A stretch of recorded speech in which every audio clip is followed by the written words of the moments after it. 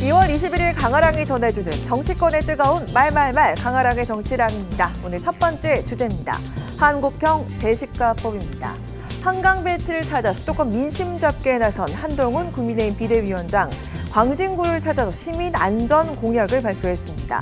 살인 등 흉악 범죄를 저지른 경우 가석방 없는 무기형을 도입하고 사형 집행도 논의해야 한다고 말했습니다. 특히 한국형 제시카법을 만들어야 한다고 강조했습니다. 집 앞에 이사 온 사람이 떡 돌리는데 좀 좋습니다. 그거 감당할 수 있겠어요? 저는 법대로 해야 된다. 이런 생각을 가지고 있습니다. 제가 그 법을 만든 이유가 우리 여성들이 많이 살고 학생들이 많이 사는 원룸촌에 덜컥 입주해버리는 거예요. 내쫓을 방법도 없습니다.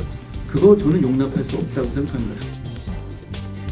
네, 제시카법은요, 2005년 미국 플로리다주에서 시작됐습니다.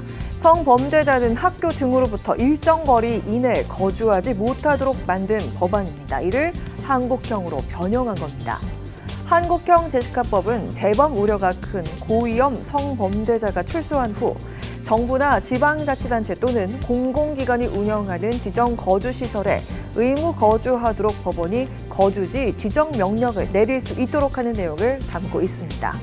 해당 법안은 추후 국회 심의 의결을 거쳐 확정될 예정입니다. 한국형 제시카법은 한동훈 위원장이 법무부 장관 시절에 핵심 사업으로 추진하기도 했었죠. 다만 거주지를 지정하는 것이 이미 형기를 마친 출소자에 대한 이중 처벌이란 의견과 거주 이전의 자유를 과도하게 제한한다는 등의 비판도 있어 위헌 논란이 있는 상황입니다. 한 위원장은 법무부 장관이던 지난해 10월 법안을 직접 언론에 브리핑하면서 입법 필요성을 강조했었죠. 만점짜리라고 생각하지는 않는데요. 저희는 최선의 방안이라고 생각한 것을 1년 가까이 연구한 결과를 낸 것이지, 처음에는 미국식 제시카법처럼 추방 방식을 생각했었다가 선회한 것이 지역이나 빈부에 있어서의 치안격차라는 것은 저는 민주국가에서는 허용해서는 안 된다고 생각하기 때문에, 보안 처분이기 때문에 소급표가 위헌이다라는 얘기는 이미 해결된 얘기입니다. 헌법재판소의 합헌 결정으로 인해서요. 입이 쩍 벌어지는 나쁜 놈들입니다. 총선을 앞두고 시민이 안전한 대한민국이라는 공약에 걸맞게 사형 존치와 한국형 제시카법을 꺼내든 국민의힘, 공약을 지킬 수 있을지, 또 해당 법안이 국회 심의 의결을 순조롭게 통과할 수 있을지 지켜봐야겠습니다.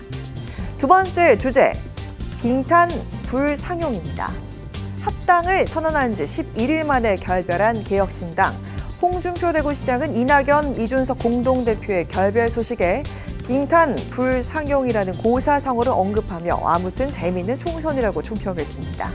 얼음과 석탄이 함께 머무를 수 없다는 뜻을 갖고 있는 빙탄 불상용에 두 사람을 빗댄 겁니다. 그러면서 길이 다른 세력들이 함께 가기엔 융합할 시간이 너무 없었다고 꼬집었습니다.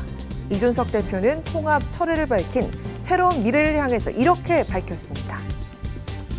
언제든지 통합의 정신으로 개혁신당에 다시 합류하시길 기대하며 기다리겠습니다. 개혁신당은 새로운 미래 구성원들이 통합의 대우에서 이탈한 것에 대해서 안타까운 마음을 가지고 있습니다. 새로운 미래를 향해 다시 합류하길 기대한다고 밝힌 이준석 대표. 하지만 다시 홀로 서겠다고 각오한 새로운 미래의 김종민 대표는 재결합은 국민께 예의가 아니라며 선을 그었습니다.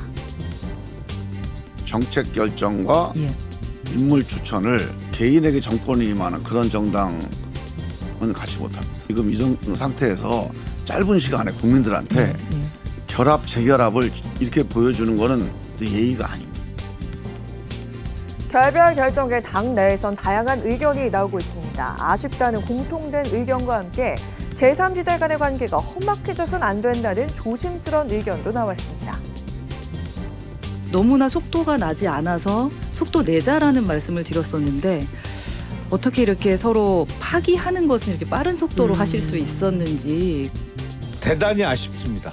다만 한때 뭉쳐서 같이 선거를 하려고 했던 그 관계이기 때문에 아주 험악하게 헤어지거나 아니면 원수지거나 이럴 수는 없는 거고, 그래서도 안 되는 거죠.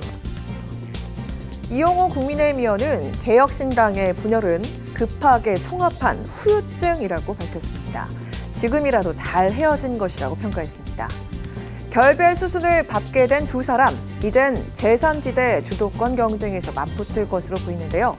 기호 3번을 차지하고 선거 보조금을 받기 위해선 현역의원의 합류가 관건인 상황이죠.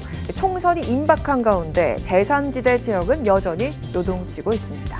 지금까지 강하락의 정치락이었습니다.